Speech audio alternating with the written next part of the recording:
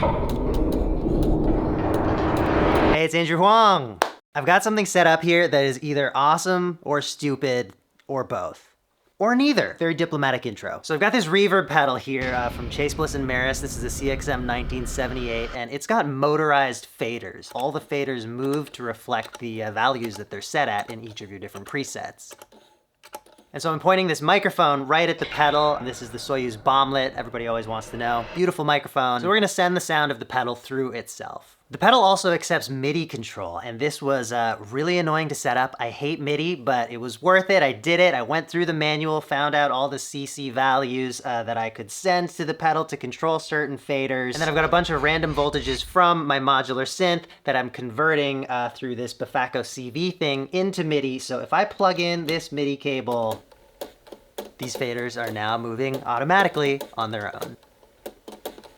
By the way, these light up cables are something I'm collaborating with a company on. I'll tell you more about it later. This microphone was also a bit of a mission to set up because you can't just plug a mic into a guitar pedal. I first ran it through my preamp to bring it up to line level. My preamp is always connected to my patch bay, so I'm coming out of my patch bay. And at that point, I could have plugged it into the pedal. I think Chase Bliss stuff is usually good about line level, except that I'm out of XLR to quarter converters in my setup right now. I took the XLR to a module that converts line level to modular level, brought that to another module that converts modular level to instrument level. And here we are sending that final signal to the pedal. All right, enough yapping. I know you want to hear this.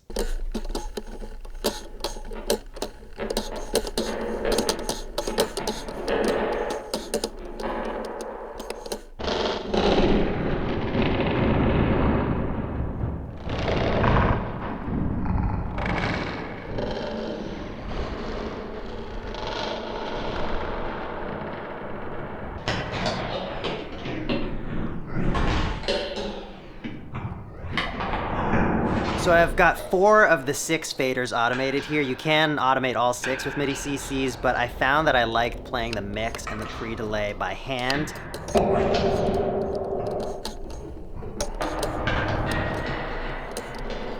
The pre-delay parameter is the best part because as you change it, it pitch shifts the reverb.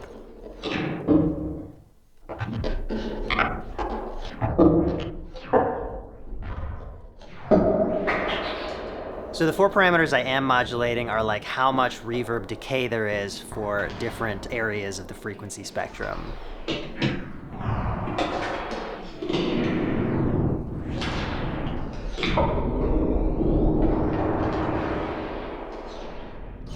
Even though this idea came from the fact that you can automate the faders on this pedal, I actually feel like now it would be more fun to just play the whole thing by hand. So I'm gonna do that now, but in conjunction with that, if I let the sound come out of my speakers here, that will get fed back into the mic, and then there are also some cool feedback effects that happen on top of everything we've already been doing. Before we get to that though, I wanna talk about candy chord halos.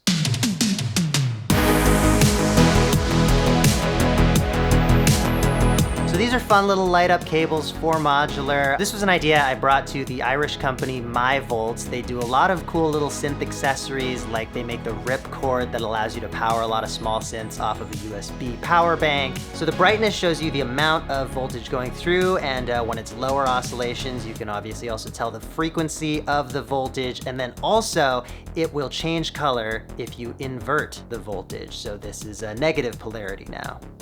You can order these now, they're ready to go. We figured out all the manufacturing and everything, but we are doing it on Kickstarter because we have some ideas for how to take this concept further. So check out our stretch goals if you're interested in that. They're super helpful if you perform in dark environments. They also make a really fun light show, and also you can just use them as a quick visualizer to see what's going on at an output or check that it's live. If you're able to support the Kickstarter, the link is in the description. Thanks so much, and let's get back to this weird mic'd up guitar pedal reverb thing.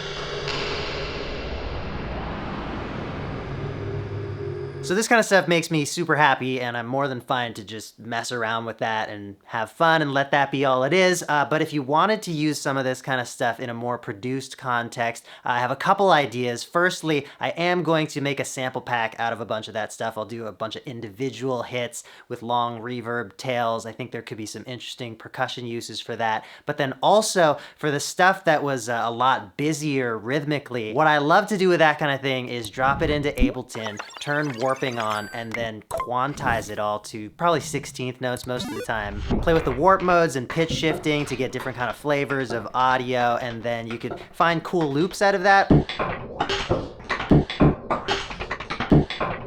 Or you could just use huge chunks of it as kind of like chaotic backing percussion for some kind of weird electronic music.